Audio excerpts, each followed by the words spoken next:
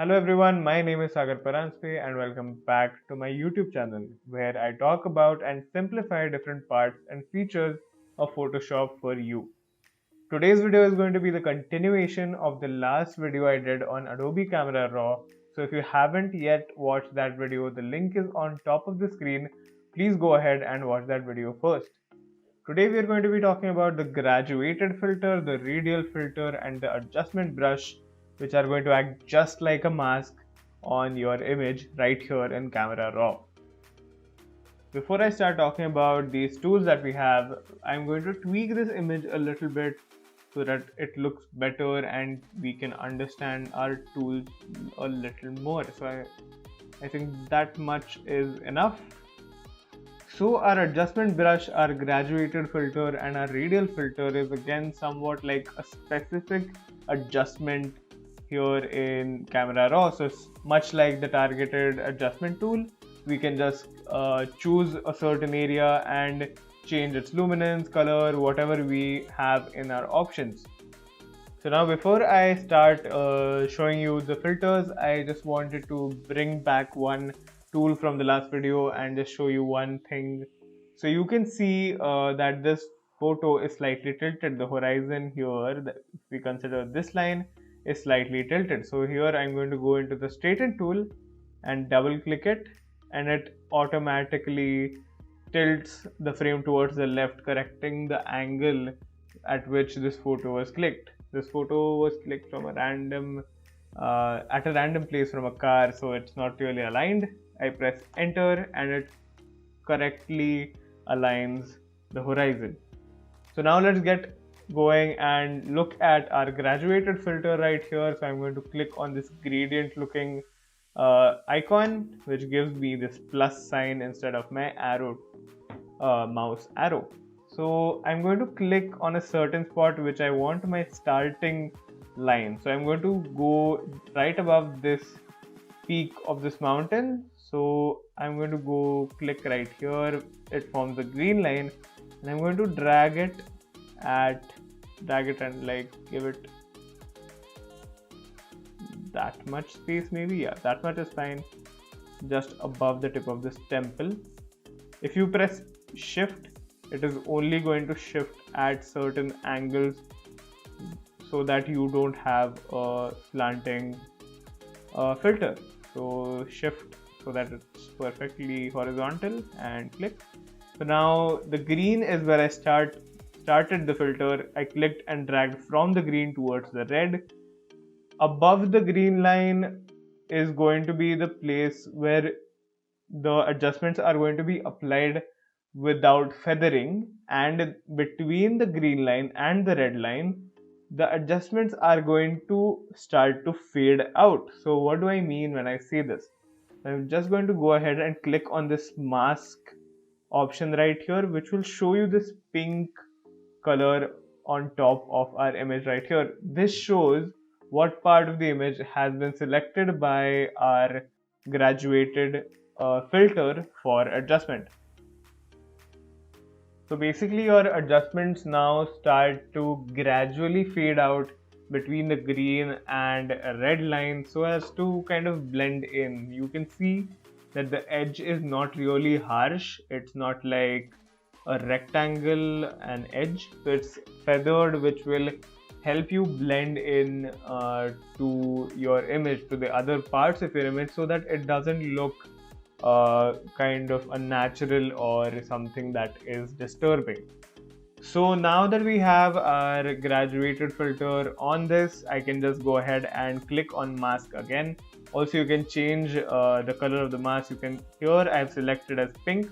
I can just click on it and choose any other color like this red right here, this blue, green, anything. But I choose pink because it's slightly it shows really well on this yellow. So you can literally do any kind of adjustments that are given on this tab right here to our selected patch of the image. So let's say I'm going to remove the mask by clicking this tick mark right here so that we can see what we're editing.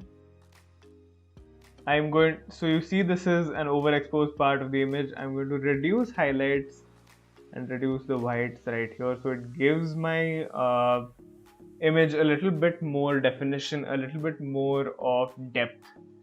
So it's not just these 4 layers, but it adds this 5th layer and the beyond, like infinity kind of look.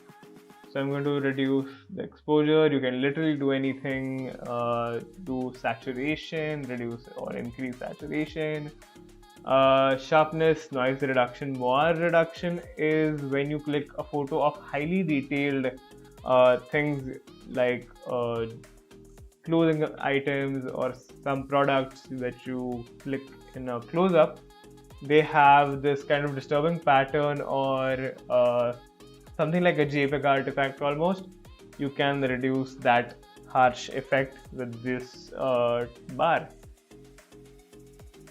Now, some of you might be thinking that Sagar, what is this sloppy work? Right here, I can see that the mountain here is covered and the sky here isn't covered. Why is the graduated filter not precise? So it's correct to feel that way, but I have a solution to that problem as well.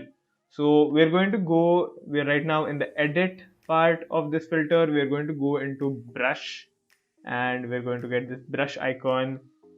So we can adjust the size, feathering and flow of this brush from this tab right here. I'm going to increase it by a little bit, maybe a 10. I'm going to reduce the feather because I don't want it spreading too much. Now I'm going to zoom into our image. Wait, I'm going to click on mask again to show you that I'm applying like this adjustment on. Let's reduce our brush and I'm going to paint on just like you would paint on, got the place.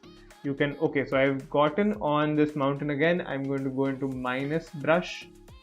You can reduce the size of it and I'm going to just take out this like an eraser. Okay, back to plus. I'm going to reduce the feathering even more so that it doesn't spread too much. It's still sloppy work. I'm just trying to show you guys how this works, how to make it more precise. I'm not really going for precision right now. So in these feathered areas, you can literally see when I'm applying this, it is darker than the color directly on top of it. So since this part is blending into our image, into the part which has the unselected part, it is going to be lighter since it is feathering out or graduating out into the image. So it's going to be darker, so maybe just kind of go up as well to make that adjustment, to make it kind of even. So yeah, so this part, oops, too much. This part wasn't selected. I'm going to go ahead. So sloppy work today. So yeah, so this part is selected now. This guy is selected. So this, we want to exclude this mountain. So we're going to go to minus brush again. And as I said earlier, kind of erase our adjustments right here. So now, great. So now we have, so I'm going to press spacebar so that I get my hand tool, right click and fit in view. So we go back again and then I go back to edit. I'll remove the mask and you see again it is not perfect, but I'm just here to show you how to exclude and include different parts of image manually. If you want to move your graduated filter, you can just go ahead and go on this line that joins the green and red dot. When you go on top of it, you will find the cursor changes and you can just move it left, right, up, bottom, whatever, however you would like it to be, right? So now we're going to be, now that is the end of the graduated filter.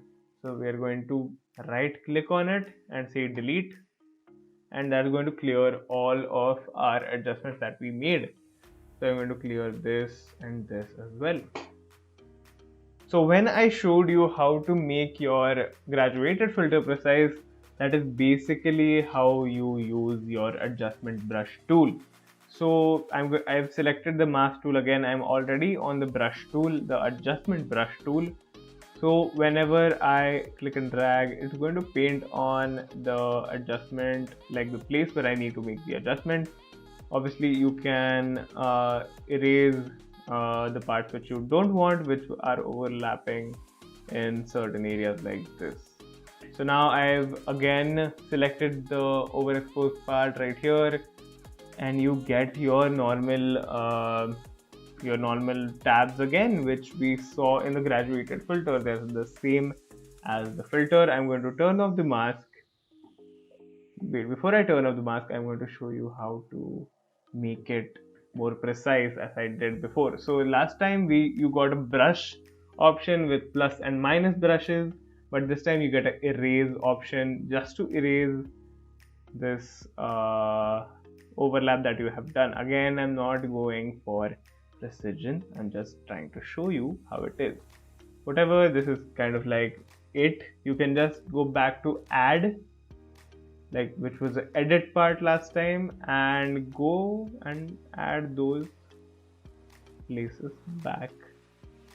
You can reduce or increase feathering from this tab right here on the bottom. Great. So again, I'm going to just click on mask again to make the pink go away. This pointer shows you where you started applying the mask. So now again, reducing exposure, reducing contrast, highlights, shadows, whatever you would like to do to the image to make that part better, you can do with this targeted adjustment that we have right here. So that is pretty much it for our adjustment brush tool that we have right here. I'm going to turn on the mask again to show you where I put it, and then right beside the mask there is a clear all option, which I can click to clear our brush that we applied on this image. Last but not the least, we have our radial filter, which is again similar to the graduated filter. We have our plus right here. We're going to click and drag, and this forms this ellipse.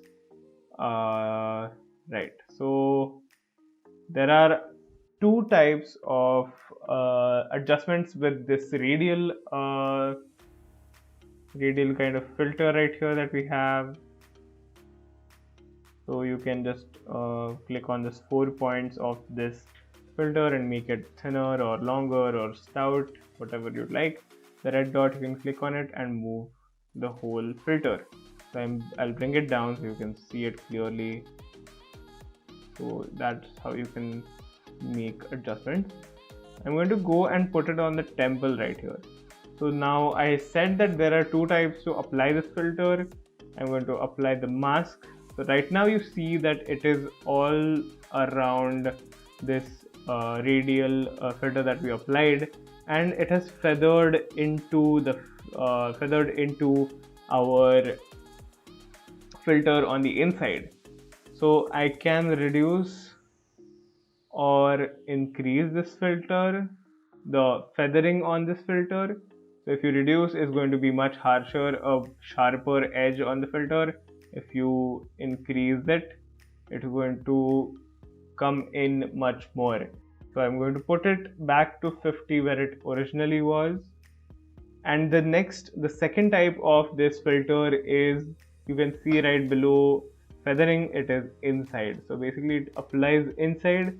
Again, if you there is feathering, so it doesn't go precisely towards the edge. If you reduce the feathering, it is going to get a far sharper edge and is going to be bound by our filter's edges that we applied. If you increase the feathering, it is going to dip inside more and be kind of subtle on the edges, not go too far, isn't a really sharp kind of edge. So we are going to go 50 again.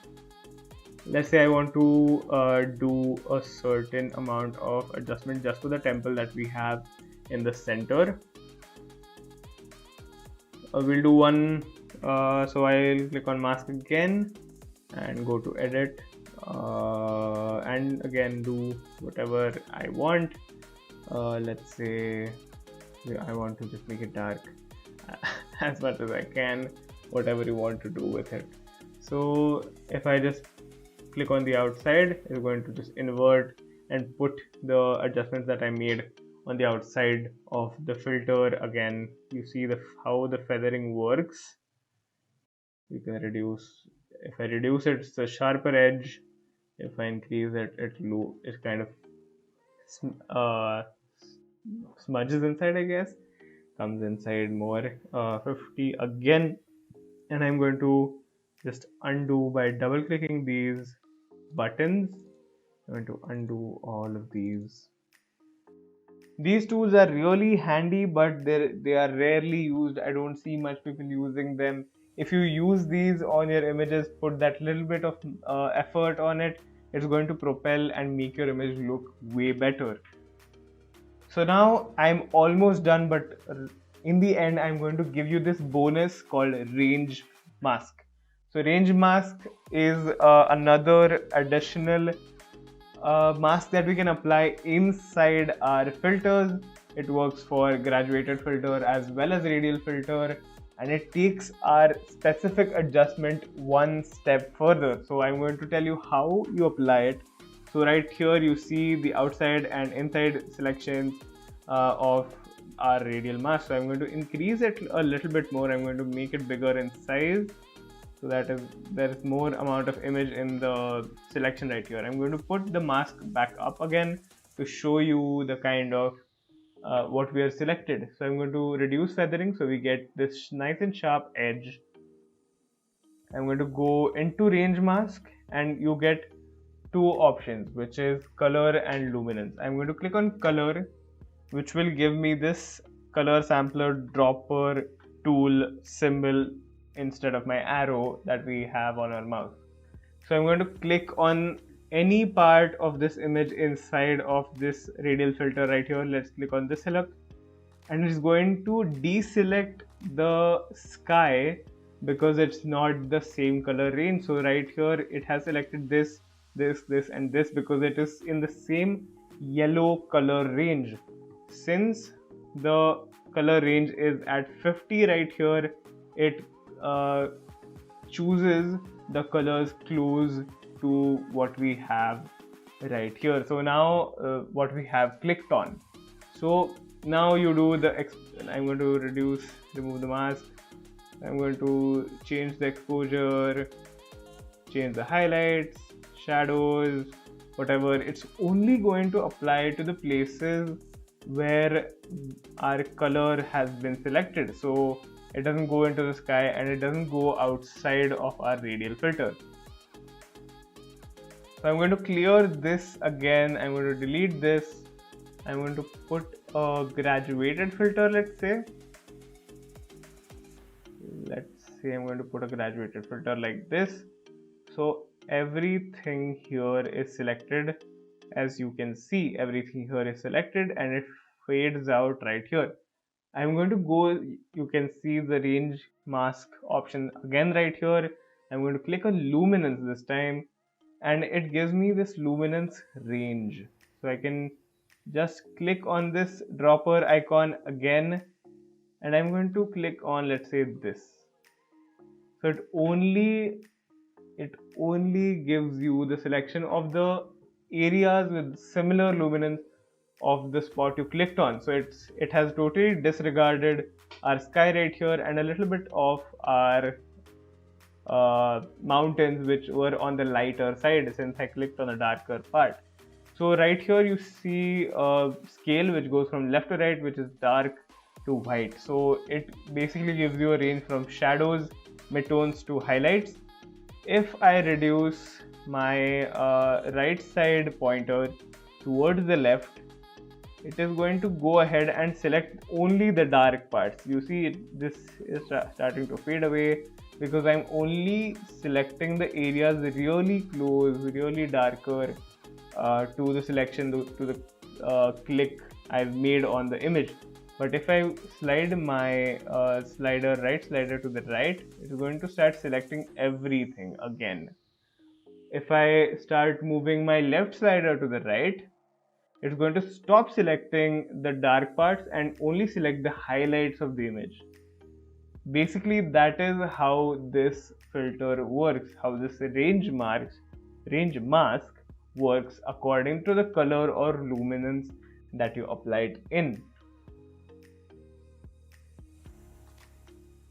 That is all for this video, guys. Thank you all for watching. If you have any comments, suggestions, questions, you can go right ahead and put them in the comment section and I'll make sure I reply to them. I've put the links to my Instagram and Twitter in the description of this video. Go ahead and you can connect with me there. So until next time, see you guys and have a great day.